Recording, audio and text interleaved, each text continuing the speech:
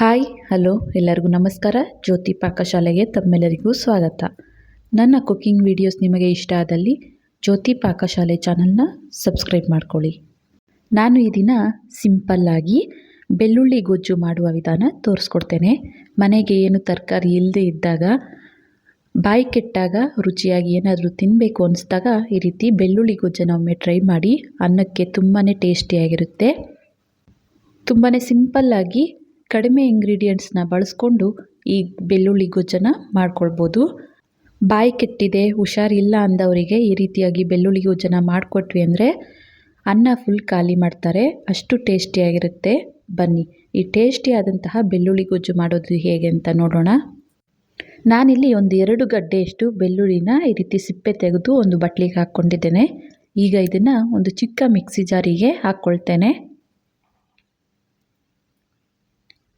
ಈ ಬೆಳ್ಳುಳ್ಳಿನ ನಾವು ಫುಲ್ ಪೇಸ್ಟಾಗಿ ರುಬ್ಕೊಳ್ದೇನೆ ತರಿಯಾಗಿ ರುಬ್ಕೊಳ್ಬೇಕಾಗುತ್ತೆ.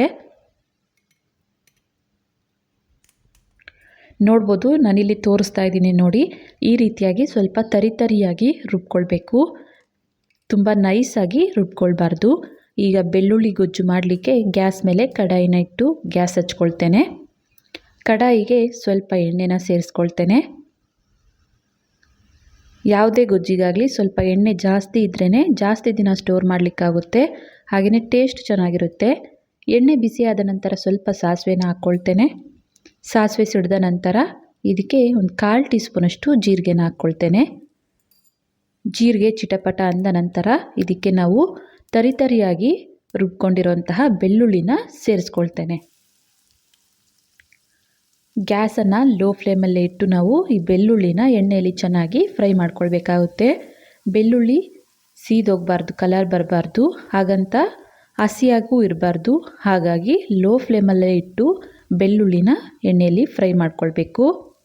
ನಂತರ ಇದಕ್ಕೆ ಸ್ವಲ್ಪ ಕರಿಬೇವನ್ನು ಸೇರಿಸ್ಕೊಳ್ತೇನೆ. ಬೆಳ್ಳುಳ್ಳಿನ ಚೆನ್ನಾಗಿ 1-2 ನಿಮಿಷ ಲೋ ಫ್ಲೇಮಲ್ಲೇ ಎಣ್ಣೆಯಲ್ಲಿ ಫ್ರೈ ಮಾಡ್ಕೊಳ್ತೇನೆ. ಹೊಸದಾಗಿ ನಮ್ಮ ಕುಕ್ಕಿಂಗ್ ವೀಡಿಯೋಸ್ ನೋಡ್ತಿದ್ದಲ್ಲಿ ಪ್ಲೀಸ್ ಸಬ್ಸ್ಕ್ರೈಬ್ ಮಾಡ್ಕೊಳ್ಳಿ. ಬೆಲ್ ಐಕಾನ್ ಮೇಲೆ ಕ್ಲಿಕ್ ಮಾಡಿ ಆಲ್ ಅನ್ನೋ ಆಪ್ಷನ್ನ ಆನ್ ಮಾಡ್ಕೊಳ್ಳಿ. ನಾನು ಯಾವುದೇ ಹೊಸ ವೀಡಿಯೋ ಅಪ್ಲೋಡ್ ಮಾಡಿದ್ರೂ ನಿಮಗೆ ನೋಟಿಫಿಕೇಷನ್ ಬರುತ್ತೆ. ನೋಡಿ, ಎಣ್ಣೆಯಲ್ಲಿ ಚೆನ್ನಾಗಿ ಬೆಳ್ಳುಳ್ಳಿನ 1-2 ನಿಮಿಷ ಫ್ರೈ ಮಾಡ್ಕೊಂಡಿದ್ದಾಯಿತು. ಈಗ ಇದಕ್ಕೆ ಮಸಾಲೆಗಳನ್ನ ಸೇರಿಸ್ಕೊಳ್ತೇನೆ.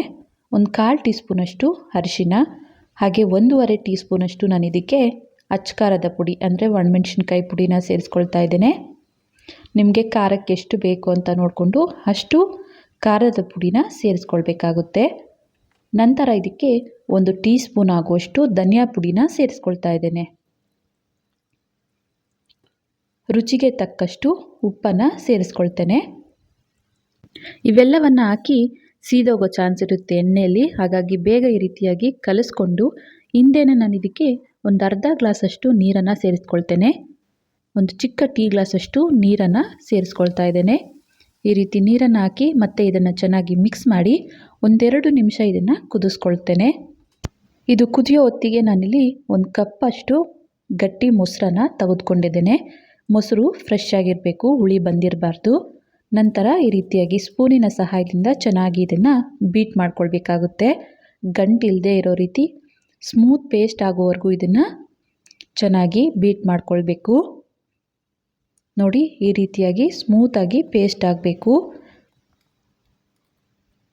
ಮೊಸರನ್ನು ಈ ರೀತಿ ಬೀಟ್ ಮಾಡಿಕೊಂಡ ನಂತರ ನೋಡಿ, ಬೆಳ್ಳುಳ್ಳಿ ಗೊಜ್ಜು ಚೆನ್ನಾಗಿ ಗಟ್ಟಿಯಾಗಿದೆ, ನೀರೆಲ್ಲ ಸ್ವಲ್ಪ ಡ್ರೈ ಆಗಿದೆ. ಈಗ ಇದಕ್ಕೆ ನಾವು ಬೀಟ್ ಮಾಡಿಕೊಂಡಂತಹ ಮೊಸರನ್ನು ಸೇರಿಸ್ಕೊಳ್ತಾ ಇದ್ದೇನೆ.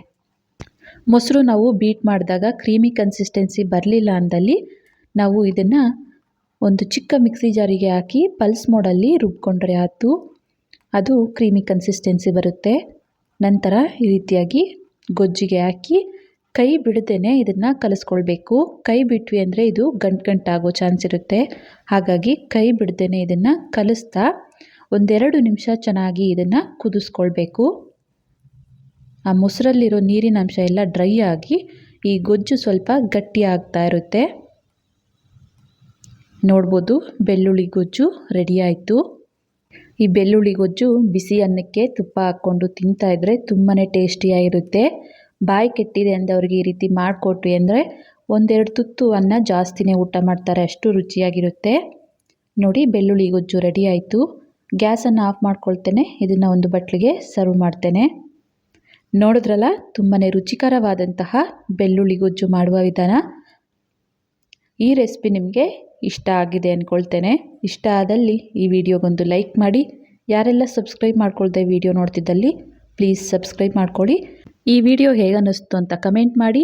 ಹಾಗೆ ಈ ವಿಡಿಯೋ ಇಷ್ಟ ಆದಲ್ಲಿ ನಿಮ್ಮ ಫ್ರೆಂಡ್ಸ್ ಆ್ಯಂಡ್ ಫ್ಯಾಮಿಲಿ ಮೆಂಬರ್ಸ್ಗೆ ಈ ವಿಡಿಯೋನ ಶೇರ್ ಮಾಡಿ. ಧನ್ಯವಾದಗಳು.